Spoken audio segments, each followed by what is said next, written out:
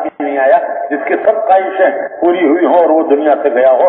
کوئی ایک انسان تاریخ میں ایسا نہیں بتایا جا سکتا کہ جس کی سب خواہشیں پوری ہوئی ہوں اور وہ دنیا سے گیا ہو.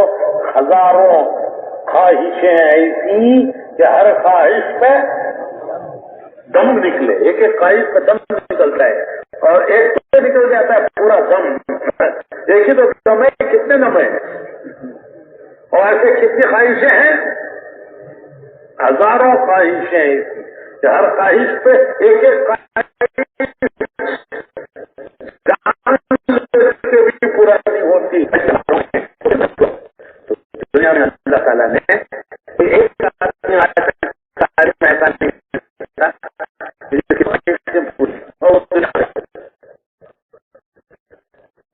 مشہور بادشاہ ہے سکندر، اس نے اپنا ایک مقصد کیا، اپنا مقصد خود بتائیے.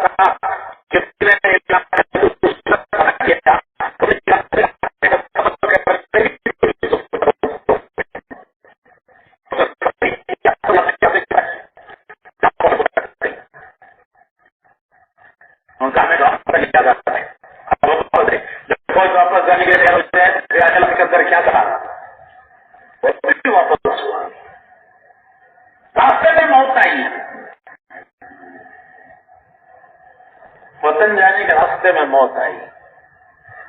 وہ بڑا سمجھدار تھا، پڑھا لکھا تھا، وہ سمجھ گیا کہ موت کا وقت آ گیا ہے. اس نے اعلان کرایا فوج میں کہ ہے کوئی کہ مجھے اتنی زندگی دے دے، زندگی کے اتنے دن دے دے کہ میں وطن جا کے مر جاؤں. میں جانتا ہوں کہ موت آ گئی ہے، اس کو کوئی ٹال نہیں سکتا. میں اتنی مہلت مانگتا ہوں، اتنا وقت مانگتا ہوں کہ کوئی مجھے اتنا وقت دے دے، میری موت کو اتنا دور کر دے کہ میں وطن جا کے مر جاؤں۔ ارے ہے کوئی؟ اس نے فوج میں اعلان کیا کرایا کہ اگر کوئی مجھے اتنے دنوں کی زندگی دے دے تو میں اس کے بدلے میں پوری دولت زندگی کے لیے کہ وطن جا کے پہنچ کے وہاں مر جاؤں، اگر کوئی اتنا مجھے دے دے تو میں اس کے بدلے میں اس کو میری پوری دولت دینے کے لیے تیار ہوں۔ سکندر کی دولت، بڑے بڑے بادشاہوں کو اس نے شکست دی، ان کے ہزاروں سال کے خزانے جو ان کے خاندانوں کے نسلوں کے جمع کیے ہوئے خزانے تھے وہ سب سکندر کے ہو گئے، سکندر ان کا مالک بن گیا، بڑے بڑے بادشاہوں کو شکست دی، ان کے خزانوں کا مالک بن گیا، وہ سب کچھ دینے کے لیے تیار ہے، کوئی اسے چند دن کی اتنی حیات زندگی دے دے کہ وطن جا کے وہ انتقال ہو جائے، لیکن کوئی نہ کر سکا، کوئی نہ کر سکا،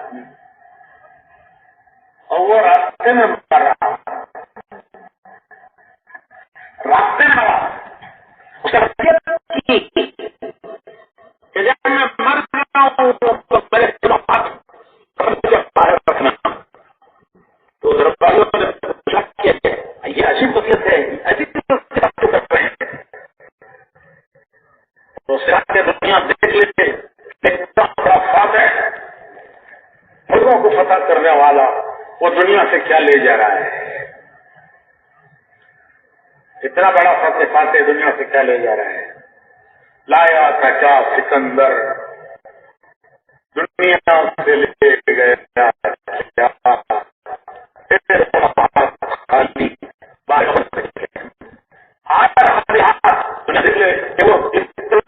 کرنے والا دنیا سے خالی ہاتھ جا رہا ہے، آیا تھا خالی ہاتھ، جا رہا ہے دنیا سے خالی ہاتھ۔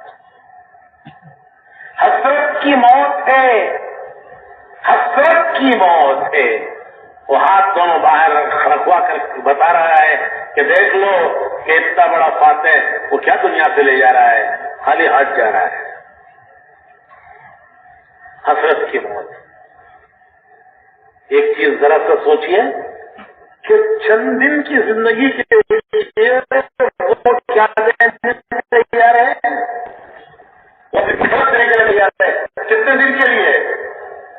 چند دن کی زندگی کہ جس میں میں وطن جا کے مر جاؤں، اتنا مجھے کوئی دے دے تو میں پوری زندگی کی دولت دینے کے لیے پوری زندگی کی خدمت چاہیے، لیکن کہ خدمت کی پوری دولت نہیں ہے، تو یہ زندگی جو اللہ نے ہمیں دی ہے اس پوری زندگی کی کیا قیمت ہے؟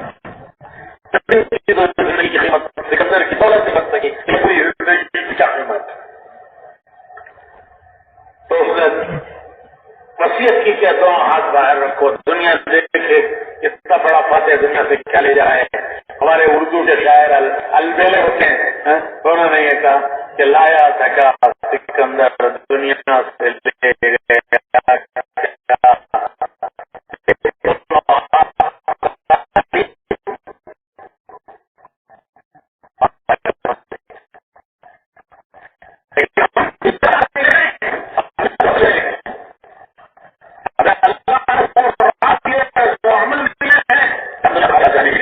ایک دوسرا نمونہ سنیے، ایک دوسرا واقعہ یہ ہے کہ فاتح دنیا کو بتا رہا ہے کہ میں خالی ہاتھ جا رہا ہوں، اور ایک دوسرا نمونہ سنیے،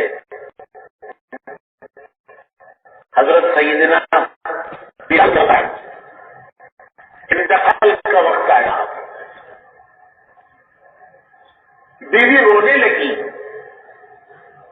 پاس بیٹھی رونے لگی کہ میرے شوہر دنیا سے جا رہے ہیں، واہ کربا واہ کربا، کیسے جو غم کا وقت ہے، میرے شوہر دنیا سے جا رہے ہیں، کیسے شوہر حضور کے حضرت خادم، مسجد نبوی کے مؤذن، اسلام کے پہلے مؤذن، اسلام کے پہلے مؤذن، مسجد نبوی کے مؤذن، حضور کے ہر وقت کے خادم، اس سے بڑھ کر رنج و غم کا کیا وقت ہوگا کہ وہ دنیا سے جا رہے ہیں۔ بیوی کہنے لگی واہ کربا، کیسے رنج و غم کا وقت ہے۔ حضرت بلال سنتے ہیں بیوی کی آواز کو اور جواب دیتے ہیں کہ یہ رنج و غم کا وقت نہیں ہے، یہ خوشی کا وقت ہے۔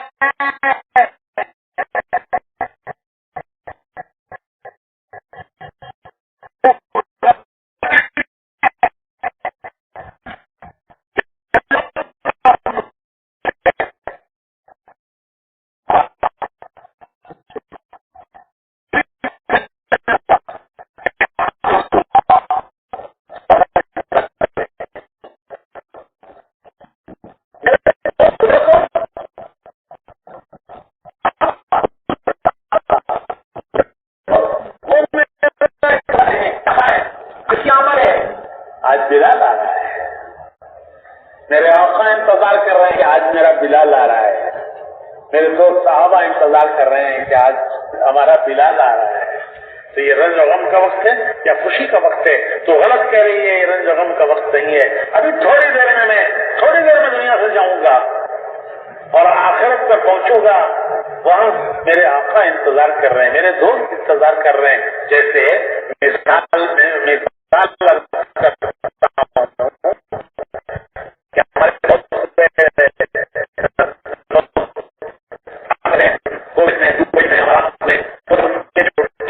آنے کا وقت ہوتا ہے، بنانے کا چھٹی میں وقت ہوتا ہے، تو ہوا کس میں ہے بدن ہے جان رہا ہے، وہ دیکھ رہا ہے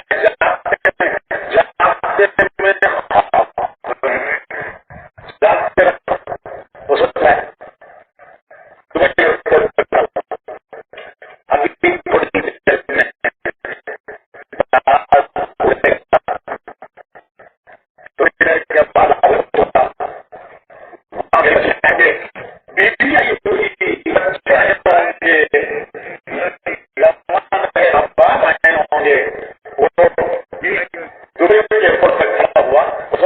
تھوڑی دیر میں جہاز اڑے گا۔ میں لاہور پہنچ رہا تھا، میری بیوی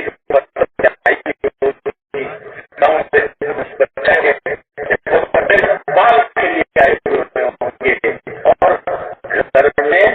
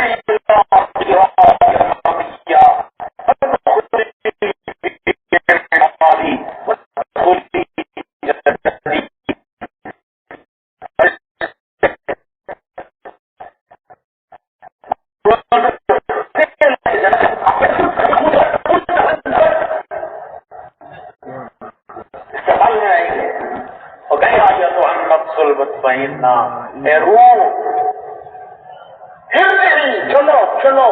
کہاں چلو؟ الا رب کی راضیۃ مرضیہ، اس رب کی طرف اس حال میں کہ وہ تم سے راضی، تم اس سے راضی۔ فادخلی فی عبادی، اس کے بدلے داخل ہو جاؤ۔ وادخلی جنتی، اس کی جنت میں داخل ہو جاؤ۔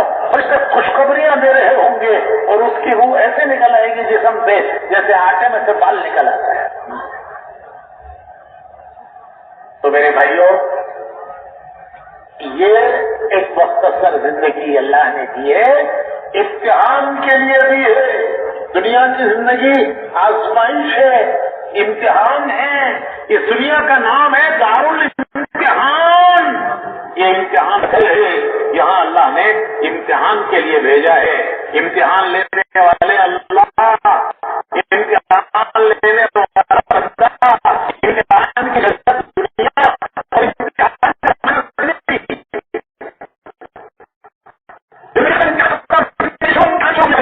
تھوڑی سی زندگی کا لیتی ہے۔ امتحان کیا ہے؟ امتحان کیا ہے؟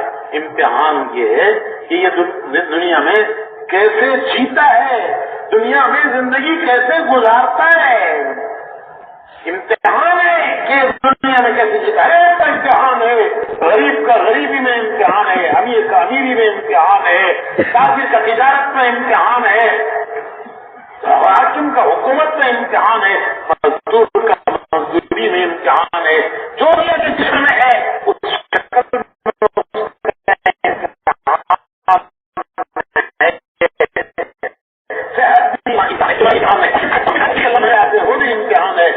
میں لمحے آتے ہیں وہ بھی امتحان ہے۔ زندگی ایک امتحان ہے، امتحان۔ اللہ تعالیٰ نے امتحان لینے کے لیے دنیا میں بھیجا ہے۔ الذی خلق الموت والحیات لیبلوکم ایکم احسن عملا۔ ہم نے موت و حیات کا سلسلہ چلایا ہے، حیات دے کر بھیجتے ہیں، موت دے کر واپس بلاتے ہیں۔ یہ تمہارے امتحان کے لیے ہے۔ امتحان کیا ہے؟ امتحان یہ ہے کہ دنیا میں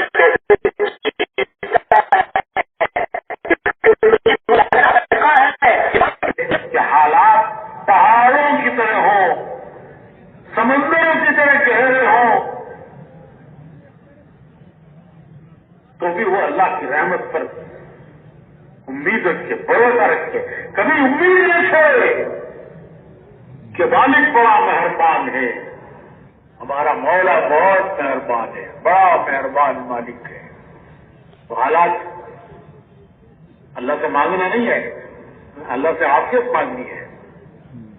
ایک صحابی آئے حضور کی خدمت میں، بڑا برا حال تھا۔ حضور نے ان سے پوچھا کہ کیا تمہارا برا حال بنا ہوا ہے، تم نے اللہ سے کیا مانگا؟ تو وہ صحابی کہنے لگے میں نے اللہ سے صبر مانگا۔ تو حضور نے فرمایا کہ صبر مانگا تو مصیبت مانگی، ارے مصیبت آئے گی جبھی تو صبر کرے گا، تو تم نے صبر مانگا تو مصیبت مانگی، کیوں مانگا تم؟ تو انہوں نے کیا کہ حضور پھر میں کیا مانگوں؟ تو حضور نے فرمایا اللہ سے عافیت مانگو، اللہم انی اسألک العفو والعافیہ فی الدنیا والآخرہ۔ اللہ سے عافیت مانگو، کیوں کہ ہم امتحان کے قابل نہیں ہیں۔ اللہ سے عافیت مانگنا، اور حالات آئیں تو علماء نے لکھا ہے کہ مومن کا کام ہے کہ ہر حال میں وہ اللہ سے امید رکھے، اس پر بھروسہ رکھے، اس پر امید رکھے۔ کبھی کسی حال میں چاہے وہ پہاڑوں کی طرح ہوں، چاہے وہ سمندر کی گہرائیوں کی طرح ہوں، وہ کبھی اللہ سے مایوس نا امید نہ ہو۔ تو بھائیوں میں عرض کرا تھا کہ امتحان تو سب کا ہوگا، ہاں ہر ایک کا امتحان اس کے ضرورت کے اعتبار سے، اس کی استعداد کے اعتبار سے، بڑوں کا امتحان ان کی ایمان کی بڑائی کے اعتبار سے، اور ہمارا ایمان ہمارے ایمان کی کمزوری کے اعتبار سے۔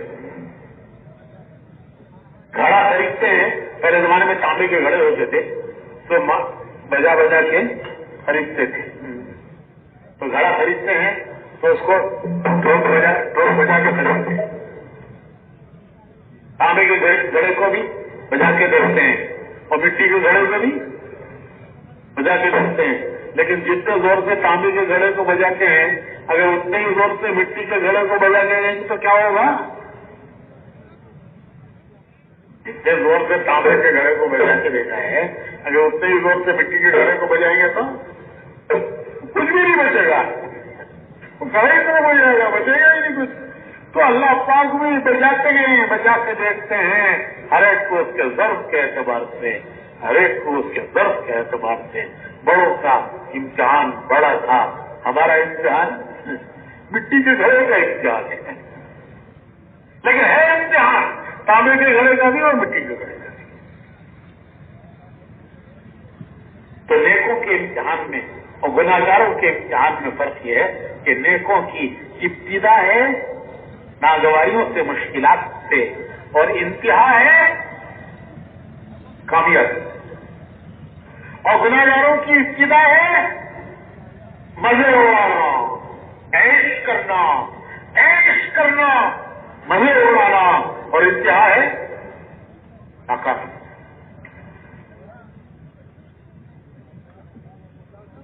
पिंजरा खरीदते हैं परिंदे के लिए भी, और पिंजरा खरीदते हैं चूहे के लिए भी। एक परिंदा खरीदते हैं परिंदे के लिए, तोता, परिंदा, चिड़िया, तोता,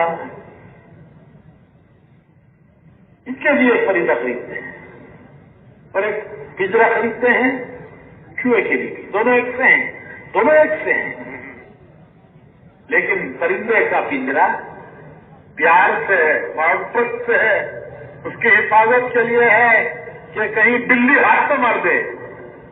कबूतर को, तोते को बिल्ली हाथ मारती है, उसका खून पी जाती है। तो मेरे तोते को, मेरे कबूतर को बिल्ली हाथ न मारे, तो पिंजरा बनाया है, उसके लिए खरीदा है प्यार से, मोहब्बत से, हिफाजत के लिए, हिफाजत के लिए। तो चूहे का परिंदा, चूहे का पिंजरा वो भी हिफाजत के लिए है कि मेरे घर से कहीं और न जाए।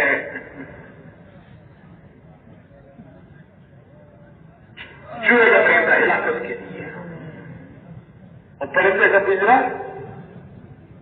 परिंदे का पिंजरा हिफाजत के लिए, चूहे का पिंजरा हिलाकत के लिए। उसे भी खिलाते हैं, इसे भी खिलाते हैं, परिंदे को भी खिलाते हैं, प्यार से खिलाते हैं। उसकी आवाज प्यारी है, उसकी पुकार प्यारी है, उसे भी खिलाते हैं। और चूहे को उससे अच्छा खिलाते हैं, चूहे को उससे अच्छा खिलाते हैं। हमारे इलाकों में नारियल भून कर, रोस्ट करके लगाते हैं चूहे के लिए। नारियल रोस्ट करो तो बड़ी खुशबू आती है उसमें। तो बच्चा कहता है अम्मा मुझे दे, वो कहते हैं नहीं जा, ये चूहे के लिए है। तो क्या चूहा प्यारा है तो इससे हुए नहीं, ये उसके पकड़ने के लिए, और जब कब्जे में आ जाता है तो फिर याद दिला के उसे मारती है। बच्चे के यूनिफॉर्म कपड़े मारे, किताबें कतर डाली मारी। तो मेरे भाइयों, मिस्र के तख्त पर यूसुफ अलैहिस्सलाम को भी अल्लाह ने बिठाया, फिरौन को भी बिठाया।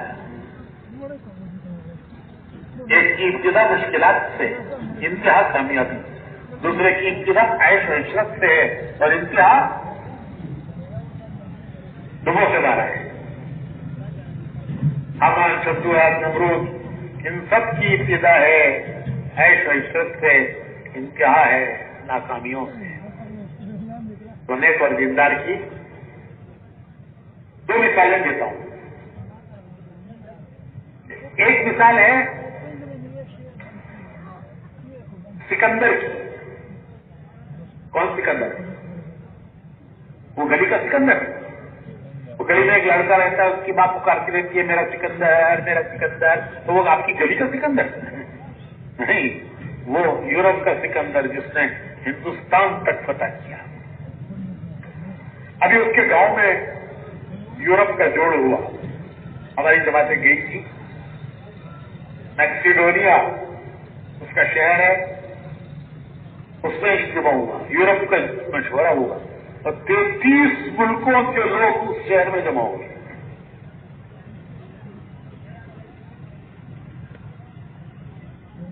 تو وہ سکندر جس نے ہندوستان تک فتح کیا، بڑے بڑے بادشاہوں کو شکست دی، ان کو تختوں سے اتارا، ان کے ہزاروں سال کے جمع کیے ہوئے ان کے باپ دادا سکڑ دادا کے زمانے کے خزانے، خاندانی خزانے جو ان بادشاہوں نے جمع کر رکھے تھے، وہ سکندر نے لوٹ لیے۔ بڑی بڑی کوئی فوج اس کے سامنے ٹھہر نہیں تھی۔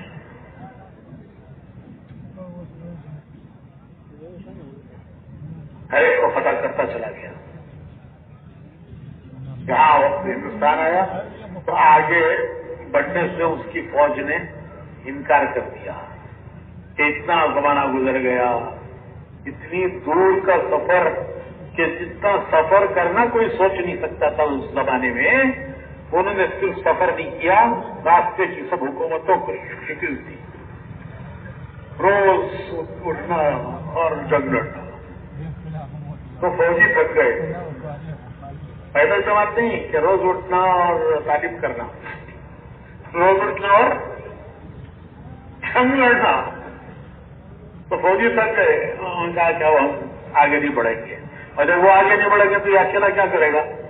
تو اس نے بھی واپسی کا ارادہ کیا اور واپسی پر اسے موت آئی۔ جب موت کے آثار آئے، بہت سمجھدار تھا، ملکوں کو فتح کرنے والا، بہت سمجھدار تھا۔ اس نے اندازہ لگا لیا کہ میرا آخری وقت ہے، اب بہت قریب ہے۔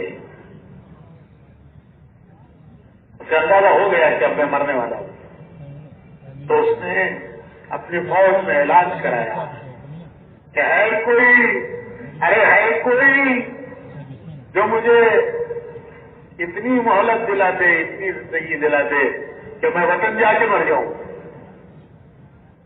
میری اتنی مہلت مجھے مل جائے، اتنی زندگی مجھے مل جائے کہ میں وطن جا کے مر جاؤں۔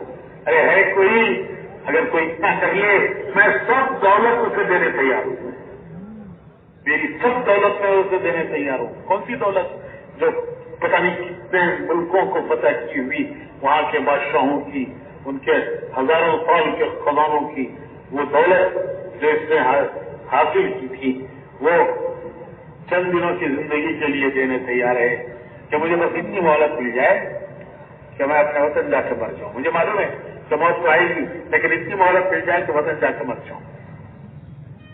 تو حسرت کی موت، ایسی موت، حسرت کی موت کہ پردیس میں جان دے رہا ہوں، کیونکہ آگے کی کوئی امید نہیں ہے، آگے کے لیے کوئی بھیجا نہیں ہے، آگے کا کوئی انتظام کیا نہیں ہے۔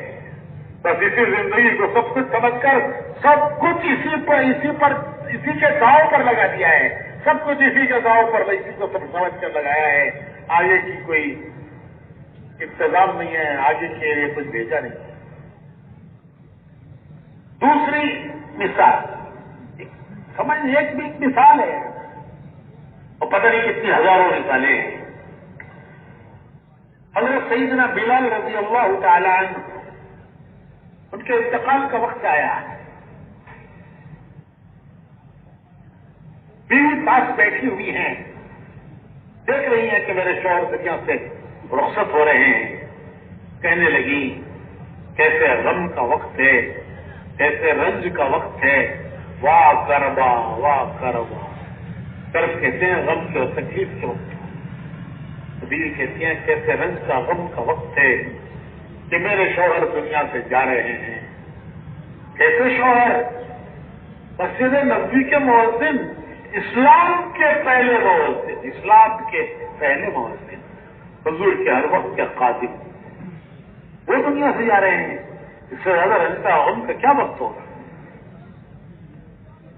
تو بلال رضی اللہ تعالیٰ عنہ سنتے ہیں، بیوی کی بات سن کر کہتے ہیں تو غلط کہہ رہی ہے، یہ رنج و غم کا وقت نہیں ہے، یہ خوشی کا وقت ہے، یہ خوشی کا وقت ہے۔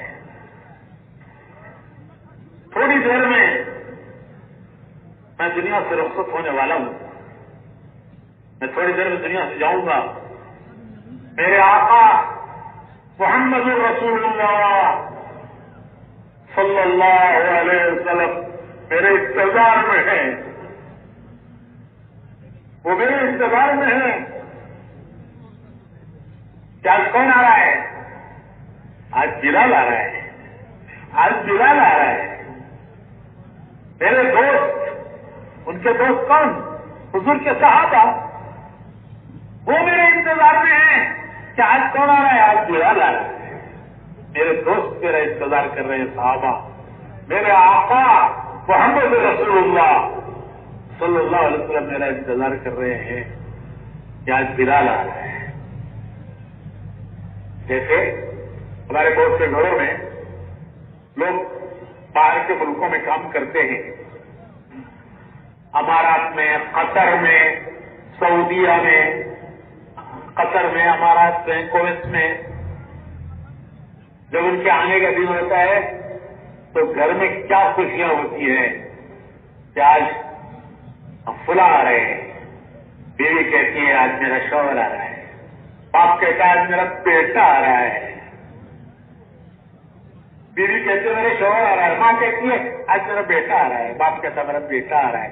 ابھی تھوڑی دیر میں لاہور ایئرپورٹ پہ اترے گا، اسلام آباد ایئرپورٹ پہ اترے گا، اور تھوڑی دیر میں گھر پہنچے گا. گھر میں بریانی پک رہی ہے، گھر میں بریانی پک رہی ہے کہ آج بیٹا آ رہا ہے. شوہر بیوی کے دے شوہر آ رہا ہے. ادھر یہ خوش ادھر وہ خوش کہ تھوڑی دیر میں گھر پہنچوں گا اور میرا تھوڑا کنبا میرے انتظار میں خوشیوں میں میرے لیے کھانے تیار کر کے بیٹھا ہوا ہے. تو یہ کیفیت ہے حضرت بلال کی. کہتے ہیں کہ تھوڑی دیر میں، ابھی تھوڑی دیر میں جاؤں گا اور وہاں میرے آقا محمد رسول اللہ صلی اللہ علیہ وسلم وہ میرا انتظار کر رہے ہیں کہ آج میرا بلال آ رہا ہے. صحابہ انتظار کر رہے ہیں کہ آج میں ہمارا بلال آ رہا ہے. تو بھائیو، ابتدا مشقتوں سے، مشکلوں سے. کیا کیا مشقتیں، کیا کیا مشکلیں اٹھائی، وہ تو تاریخ ہے. اور انتہا کامیابی، انتہا کامیابی. دینداروں کی ابتدا ناگوائیوں سے، انتہا کامیابی. تھوڑی سی ناگوائیاں ہو، گھبرانا نہیں ہے کہ ان سے گزار کر پھر اللہ پاک کو مرحلوں سے لے جاتے ہیں. انشاءاللہ انتہا کامیابی ہے. تو یہ امتحان ہے کہ کون سا راستہ اختیار کرتے ہیں، کون سا راستہ اختیار کرتے ہیں، کس راہ کو اختیار کرتے ہیں. دنیا میں جینے کے دو راستے ہیں، کوئی تیسرا راستہ نہیں ہے. دو ہی راستے ہیں جینے کے، دو راستے دنیا میں زندگی گزارنے کے، دو راستے. ایک راستہ ہم دیکھیں گے کہ ہمارا مالک کیا چاہتا ہے، ہم نہیں دیکھیں گے ہمارا جی کیا چاہتا ہے، ہم نہیں دیکھیں گے زمانہ کیا چاہتا ہے، ہم نہیں دیکھیں گے دنیا والے کیا چاہتے ہیں، ہم نہیں دیکھیں گے کہ ہمارا نفس کیا چاہتا ہے، دنیا والے کیا چاہتے ہیں، زمانہ کیا چاہتا ہے، زمانہ کیا کر رہا ہے. لوگ کہتے ہیں زمانے کو دیکھ کے چلو، حالات کو دیکھ کے چلو. نہیں، ہم تو حکم کو دیکھ کے چلیں گے. ہم نہیں دیکھیں گے دنیا کیا چاہتی ہے، زمانہ کیا چاہتا ہے، ہم دیکھیں گے ہمارا مالک کیا چاہتا ہے، کیونکہ ہم نے اس کو مالک بنا ہے. ہم نے عہد کیا ہے لا الہ الا اللہ محمد رسول اللہ. ہم نے عہد کیا ہے. ہمارے پیدا ہونے ہوتے ہی سب سے پہلے ہمارے ایک کان میں اذان دی گئی ہے، ہمارے ایک کان میں اقامت پڑی گئی ہے کہ تمہارے تم دنیا میں آئے ہو، یہاں جینے کا یہ راستہ ہے، یہ راستہ ہے، یہ تمہاری زندگی کا دستور ہے، یہ تمہاری دنیا میں جینے کا راستہ ہے. ایک کان میں سب سے پہلے اذان دی گئی، ایک کان میں اقامت پڑی گئی. اس کو سامنے رکھ کر دنیا میں جینا ہے. کیا ہم سے عہد لیا گیا ہے، عالم ارواح سے لیا گیا ہے، اور یاد دلایا گیا ہے. دنیا میں آتی عہد لیا گیا عالم ارواح نے، دنیا میں آتی یاد دلایا گیا کہ اس عہد کو یاد رکھ کے چلو، یہ راستہ ہے تمہارے دنیا میں جینے کا. تو دنیا میں جینے کے دو راستے ہیں. ایک راستہ یہ ہے ایک راستہ یہ ہے کہ آدمی اپنی خواہشات کو دیکھ کے چلے. کیا کریں گے؟ کیا کریں گے؟ وہ کریں گے جو ہمارا جی چاہتا ہے. وہ کریں گے جو ہمارا جی چاہتا ہے. نہیں، ہم نے ایک عہد کیا ہے، ہم وہ کریں گے جو ہمارا رب چاہتا ہے. مولانا الیاس صاحب رحمۃ اللہ علیہ فرمایا کرتے تھے کہ یہ محنت جی چاہی سے نکلنے کی ہے اور رب چاہی کی طرف آنے کی ہے. یہ ساری محنت جو ہو رہی ہے، یہ ساری محنت جی چاہیوں سے فرمایا کرتے تھے، جی چاہیوں سے نکلنے کی ہے. ارے بھائی، جی کیا نہیں چاہتا؟ کیا نہیں چاہتا؟ جی کیا نہیں چاہتا؟ وہ سب چاہتا ہے، لیکن خواہش کوئی ایک نہیں ہوتی. ہزاروں خواہشیں ایسی کہ ہر خواہش پہ دم نکلے، ایک پہ دم نکلتا ہے. ایسی ہزاروں خواہشیں ایسی کہ ہر خواہش پہ دم نکلے. بہت نکلے میرے ارمان، لیکن پھر بھی کم نکلے. آدمی ایک ارمان پر اپنی زندگی لگا دیتا ہے اور وہ ارمان پورے نہیں ہوتے. وہ انہیں ارمانوں کو لے کر زمین کے سینے میں دفن ہو جاتا ہے. اپنے ارمانوں کو اپنے سینے کے صندوق پہ بند کر کے زمین کا پیغام بن جاتا ہے. تو ایک راستہ ہے. اور مولانا الیاس فرماتے تھے کہ یہ ساری محنت جی چاہیوں سے نکلنے کی ہے. بہت کچھ جی چاہتا ہے، ان سے نکلنے کی ہے، اور رب چاہی کی طرف آنے کی ہے. جی چاہیوں سے نکلنے کی ہے، رب چاہی کی طرف آنے کی ہے. تو میرے بھائیوں، یہ ہمارا راستہ نہیں ہے. ہم نہیں دیکھیں گے ہمارا جی کیا چاہتا ہے، ہم نہیں دیکھیں گے دنیا کیا چاہتی ہے، ہم نہیں دیکھیں گے زمانہ کیا چاہتا ہے. ہم دیکھیں گے ہمارا رب کیا چاہتا ہے. ہم وہ کریں گے جو ہمارا رب چاہتا ہے، ہم وہ نہیں کریں گے جو ہمارا جی چاہتا ہے. کیوں کہ ہم نے بندگی کا اقرار کیا ہے، اپنے اللہ سے بندگی کا اقرار کیا ہے کہ تو ہمارا رب ہے، ہم تیرے بندے ہیں، ہم تیرے بندے ہیں. بندگی بہت بڑا اعزاز ہے. ارے اللہ کہے میرا بندہ، اللہ کہے میرا بندہ، کتنا بڑا اعزاز ہے ہمارا کہ اللہ کہے میرا بندہ. بندگی ہمارا اعزاز ہے، بندگی ہمارا رشتہ ہے اللہ سے. ایمان کے دو وائر، کرنٹ کے دو وائر، ایمان کے دو وائر، لا الہ الا اللہ ایک وائر، محمد رسول اللہ دوسرا وائر. دونوں کا کنیکشن ہوتا ہے تو اجالا، اور کنیکشن ٹوٹتا ہے، کٹتا ہے تو کنیکشن کٹا وائر کا تو اندھیرا. کیونکہ کنیکشن کٹا ہے تو دنیا اندھیرے میں جی رہی ہے، کیوں کہ مالک سے کنیکشن کٹا ہے، خالق کائنات سے پیدا کرنے والے سے کنیکشن کٹا ہے. وائر کا کنیکشن کٹ گیا، اندھیرا. مالک سے کنیکشن کٹ گیا، دنیا اندھیروں میں جی رہی ہے، اندھیروں میں جی رہی ہے. غفلت کے اندھیرے، گناہوں کے اندھیرے، غفلت کے، گناہوں کے، خواہشات کے اندھیرے، ان اندھیروں میں آج دنیا جی رہی ہے. اور روشنی ہے، نور ہے، لا الہ الا اللہ، یہ اللہ سے رشتہ. محمد رسول اللہ، یہ اللہ کے پیارے نبی سے رشتہ، اللہ کا رشتہ. لا الہ الا اللہ، اس کے بندے ہیں. اللہ کا رشتہ کہ ہم اس کے بندے ہیں، وہ ہمارا رب ہے.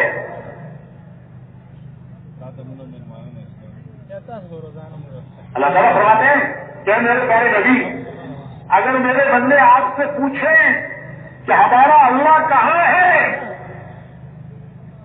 آپ سے اگر میرے بندے پوچھیں ہمارا اللہ کہاں ہے، وہ اللہ جس کے سامنے ہم ہاتھ باندھ کے کھڑے ہوتے ہیں، جس کے سامنے ہم زمین پر ماتھا ٹیکتے ہیں، ناک رگڑتے ہیں، ماتھا ٹیکتے ہیں، ہاتھ پھیلا کر اپنی حاجتیں اور ضرورتیں اس سے مانگتے ہیں، وہ ہمارا اللہ۔ فرشتوں سے اللہ کہتے ہیں خالق کائنات۔ کوئی بڑا آدمی کہتے یہ میرا دوست ہے، فلاں آدمی میرا دوست ہے، تو وہ خوشی سے پھولے نہیں سماتا کہ دیکھو فلاں نے مجھے اپنا دوست کہا ہے۔ اور یہاں خالق کائنات، رب کائنات فرشتوں سے کہہ رہے ہیں کہ زمین پر میرا دوست کون؟ ابراہیم۔ کتنا بڑا مقام ہے، لیکن دوست کو بھی امتحان سے گزارا، امتحانوں سے گزارا، ایک نہیں کئی امتحانوں سے گزارا۔ قرآن کریم میں ہے وَإِذِ ابْتَلَىٰ إِبْرَاهِيمَ رَبُّهُ بِكَلِمَاتٍ فَأَتَمَّهُنَّ۔ وَإِذِ ابْتَلَىٰ إِبْرَاهِيمَ رَبُّهُ بِكَلِمَاتٍ فَأَتَمَّهُنَّ۔ ہم نے ابراہیم کو امتحانات سے گزارا۔ ابتلا کہتے ہیں آزمائش، جس چیز سے آزمایا جائے۔ اللہ پاک فرماتے ہیں ہم نے امتحانوں سے ابتلا ابراہیم ربہ بکلمات فاتمہن، انہیں امتحانوں سے گزارا اور وہ تمام امتحانات میں کامیاب اترے، پورے کامیاب اترے۔ تو دوستوں کا بھی امتحان لیتے ہیں، صرف گناہگاروں کا امتحان نہیں ہے، دوستوں کا بھی امتحان ہے۔ صحت بھی امتحان ہے، اور بیماریاں لا کر کے امتحان لیتے ہیں۔ حضرت ایوب علیہ السلام بڑے نبیوں میں ہیں، ان کا صبر مشہور ہے، صبر ایوبی محاورہ ہے کہ ایوب علیہ السلام کا تو صبر، نبیوں میں صبر کرنے والے، ہر نبی کی کوئی خاص صفت وصف ہوتی ہے، ان کی خاص صفت تھی صبر۔ تو صبر ایوبی، انہیں اللہ نے امتحان بیماریوں میں ڈال کر امتحان دیا، بیماریاں بڑھ گئی تو وہ آبادی سے نکل کر ایک پہاڑ کے غار میں انہوں نے بیماری کے دن گزارے۔ وہ ان کے لیے آئی سی یو تھا، جیسے اسپتالوں میں آئی سی یو ہوتے ہیں، بیماری بڑھ جاتی ہے تو آئی سی یو میں رکھتے ہیں، کہتے بھائی آئی سی یو میں ہے، کیا مطلب کہ بیماری بڑھ گئی ہے۔ ایوب علیہ السلام کا آئی سی یو تھا پہاڑ کا غار، بستی سے باہر، وہاں انہوں نے بیماری کے دن گزارے، سب نے ساتھ چھوڑ دیا، بیٹوں نے بھی ساتھ چھوڑ دیا۔ جب حالات اچھے ہوتے ہیں سب ساتھ دیتے ہیں، جب حالات بگڑتے ہیں تو سب ساتھ چھوڑ دیتے ہیں۔ بیٹوں نے بھی ساتھ چھوڑ دیا، ایک بیوی اکیلی تنہا وہ اس غار میں ان کی تیمارداری کرتی رہی، ان کی خدمت کرتی رہی۔ جب بیماری بہت بڑھ گئی، تکلیف بڑھ گئی، تو انہوں نے اللہ کو پکارا، ونادى ایوب علیہ السلام نے اللہ کو پکارا، ربی انی مسنی الضر وانت ارحم الراحمین۔ اے میرے اللہ، اس بیماری میں میری تکلیف بہت بڑھ گئی ہے، مجھے اس بیماری میں بہت تکلیف پہنچائی ہے، اور تو بڑا رحم کرنے والوں کا رحم کرنے والا ہے، بڑا رحم کرنے والا ہے، ارحم الراحمین ہے۔ تو جواب آیا، جواب دعا کا جواب آیا، ایوب وہ سامنے کے پہاڑ میں ٹھوکر مارو۔ جب انہوں نے اس پہاڑ میں ٹھوکر ماری تو ایک چشمہ اپلا، وہاں سے ایک چشمہ نکلا.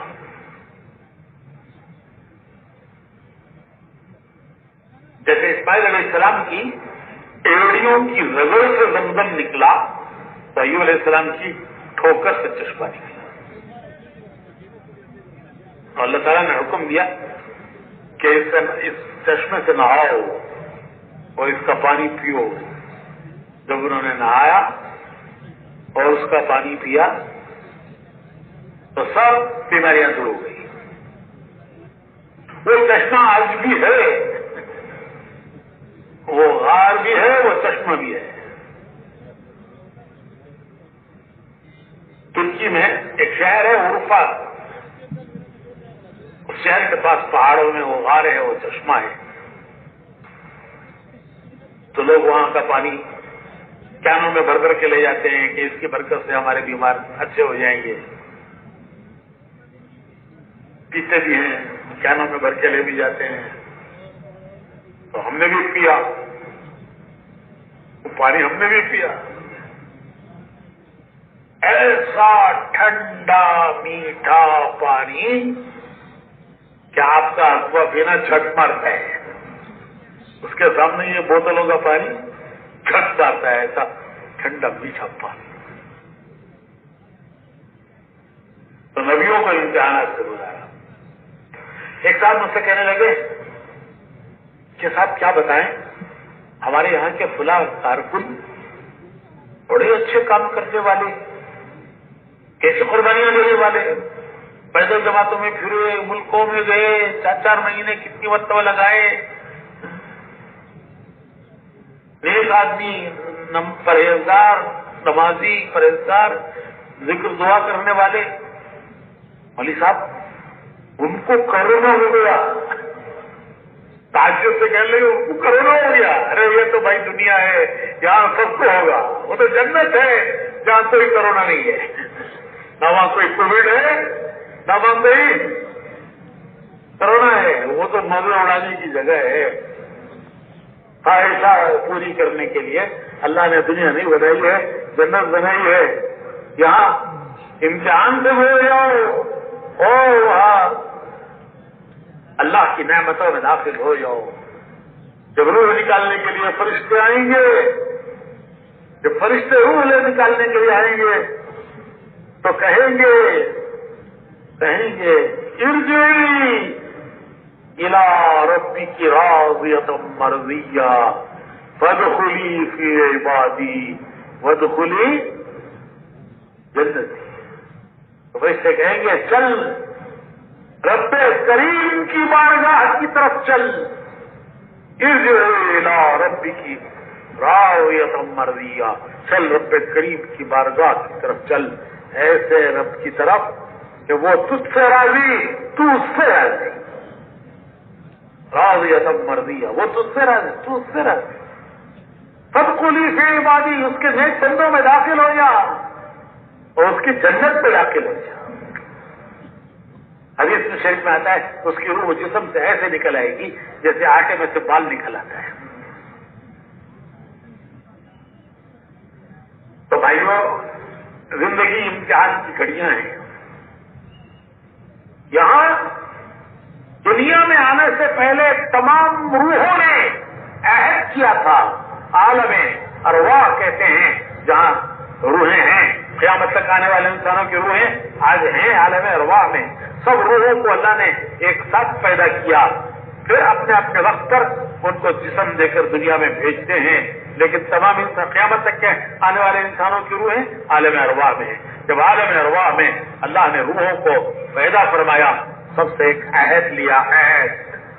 ایک عہد لیا کہ کیا میں تمہارے رب نہیں ہوں؟ اور سب نے اقرار کیا کہ بے شک آپ ہمارے رب ہیں، آپ ہی ہمارے رب ہیں. تو اس اقرار کا امتحان دنیا میں ہے.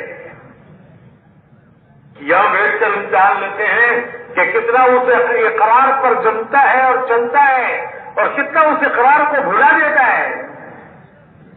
عالم ارواح کے اقرار کا امتحان دنیا میں ہے. حضرت سیدنا علی رضی اللہ تعالیٰ عنہ فرماتے ہیں کہ کہ عالم ارواح میں جو میں نے اقرار کیا تھا قالوا بلا، اللہ نے پوچھا کہ میں تمہارا رب نہیں ہوں؟ تو ہم نے سب کی روحوں نے فرعون، حامان، شداد، نمرود، ان سب کی روحوں نے جواب دیا قالوا بلا، بے شک آپ ہمارے رب ہیں۔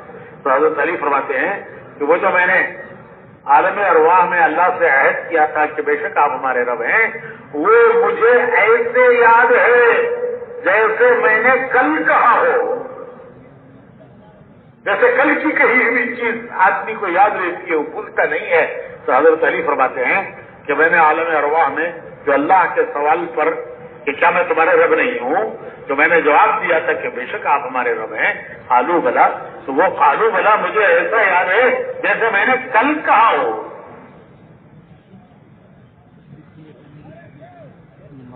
تو بھائیو، ایک امتحان کی جگہ پر ہم ہیں، اور ہمارا ہر فعل، ہر عمل، ہر حرکت، ہر بول وہ امتحان ہے۔ ہاں، نیک لوگوں کے امتحان میں، گناہ گاروں کے امتحان میں ایک فرق ہے۔ نیک لوگوں کے امتحان میں اور گناہ گاروں کے امتحان میں فرق یہ ہے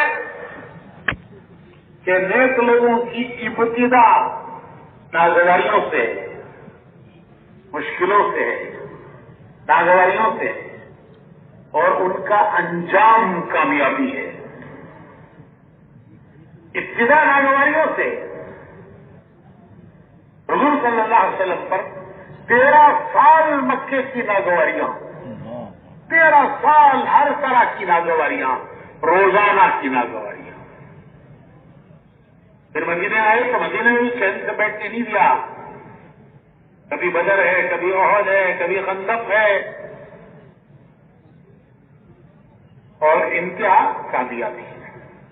اور نیک لوگوں کی ابتدا مشکلوں سے ہے، ناگواریوں سے ہے، اور انتہا کامیابی ہے۔ اور گناہ گاروں کی ابتدا وہ عیش و عشرت سے ہے، مزے اڑانے سے ہے، عیش و عشرت، مزے اڑانا، اور انتہا ناکامی۔ اللہ تعالیٰ نے مصر کے تخت پر فرعون کو بھی بٹھایا، یوسف علیہ السلام کو بھی بٹھایا۔ مصر کے تخت پر فرعون بھی بیٹھا اور یوسف علیہ السلام بھی بیٹھے۔ یوسف علیہ السلام کی ابتدا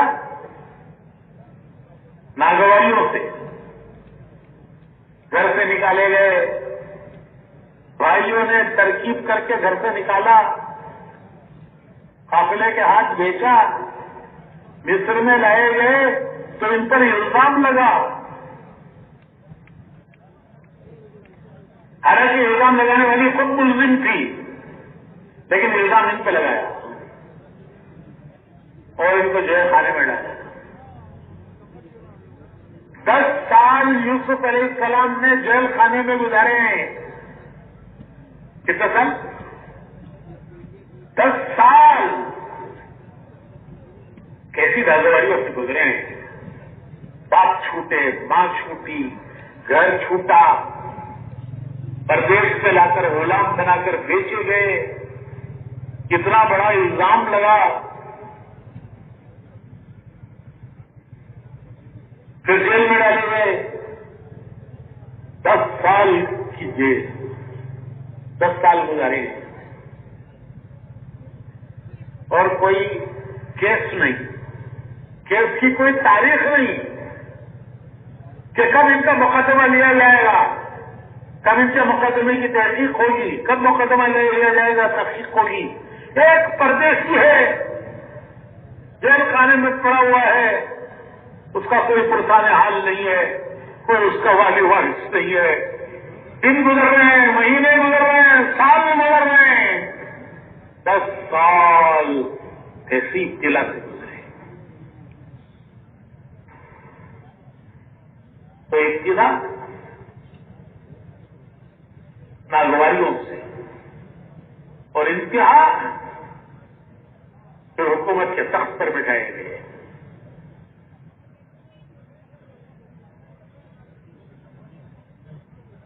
खैर का जमाना ऐसा आया कि पूरे अरब में कहीं अनाज नहीं मिलता था, सिर्फ मिस्र में अनाज मिलता था। इन्होंने इंतजाम ऐसा किया कि पहले जो 7 साल अनाज निकला उसको बागियों में रखा और जितनी चीज जरूरत होती थी उतना उतना निकालते थे। फिर अगले 7 साल जो कहत किया है पूरे अरब में कहत पड़ा। अनाज सिर्फ मिस्र में मिलता था, लोग अनाज लेने के लिए मिस्र आते थे। इनके घर पर भी हालात आए, घर पर हालात आए।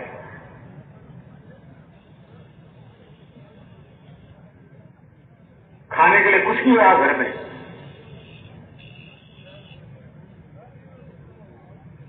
तो इनके अब्बा ने कहा जाओ मिस्र में अनाज मिलता है, वहां से अनाज लेकर आओ। तो अनाज लेने के लिए मिस्र आए। नबी का घर में कुछ खाने के लिए नहीं रहा, अनाज सब खत्म हो गया, खेत जल गए, कहत की वजह से सूखा पड़ा। नबी है घर में और ऐसी मुश्किल से जिंदगी गुजर रही थी। तो इसके भाई आए, यूसुफ अलैहिस्सलाम तख्त पे बैठे, इनके ऑर्डर से, इनके हुक्म से अनाज मिलता है कि किसको कितना अनाज देना है। तो अनाज देने के लिए कौन आए हैं? भाई आए। जमाना गुजर गया, पता नहीं कितना जमाना गुजर गया, पिछड़े हुए कि भाइयों ने इनको पहचाना नहीं कि ये मिस्र के तख्त पर बैठा हुआ हमारा भाई हो सकता है। हमने तो बेच दिया था, फिर पता नहीं कहां गया। यूसुफ अलैहिस्सलाम अपने भाइयों को पहचान गए, ये मेरे भाई। उन्होंने आकर दरबार में यूसुफ अलैहिस्सलाम से कहा कि हम शरीफ घर के लोग हैं, हमारे घर पर बहुत मुश्किल पड़ी है, हमारे खेत सूख गए, हमारे पास घर में खाने के लिए कुछ रहा नहीं, जो कुछ हमारे घर में बचा हुआ था वो समेट कर हम लाए हैं। जो आप हमें अनाज देंगे ये उसकी कीमत नहीं है, जो हमारे पास था वो हम पेश कर रहे हैं, और जो आप हमें अनाज देंगे वो हमारे ऊपर एहसान होगा। तो 1 साल अनाज दिया, दूसरे साल ये फरमाया कि फिर आओगे तो फिर अगले साल का देंगे, और अपने भाई को भी एक छोटा जो तुम्हारा छोटा हुआ है उसे भी लेकर हो। और जब वो अनाज लेने के लिए दूसरे साल निकलते हैं तो याकूब अलैहिस्सलाम अपने बेटों से कहते हैं कि बेटो जब मिस्र जाओ तो यूसुफ को तलाश करो, मिस्र जाओ तो यूसुफ को तलाश करो, शायद कि अल्लाह मुझे उससे मिलना नसीब करे। भाई कहने लगे कहां का यूसुफ? अरे कहां का यूसुफ? बुढ़ापे में ऐसे ही ख्यालात आते हैं, बुढ़ापे में आदमी को ऐसे ही ख्यालात आते हैं। कहां का यूसुफ? बरसों गुजर गए, घर से बिछड़े हुए बरसों गुजर गए, ये भी पता नहीं जिंदा है कि मर गया, और जिंदा है तो कहां है। और ये देखो बूढ़े मियां कह रहे हैं यूसुफ को तलाश करो। कहां जाके समंदर में तलाश करेंगे मछली को? तो हज़रत यूसुफ अलैहिस्सलाम कहते हैं कि बेटो, मेरे बेटो, मैं अल्लाह की रहमत से मायूस नहीं हूं, मैं अल्लाह की रहमत से मायूस नहीं हूं। मुझे अल्लाह मेरे यूसुफ से मिलना नसीब करेगा, उससे मिलना मुझे नसीब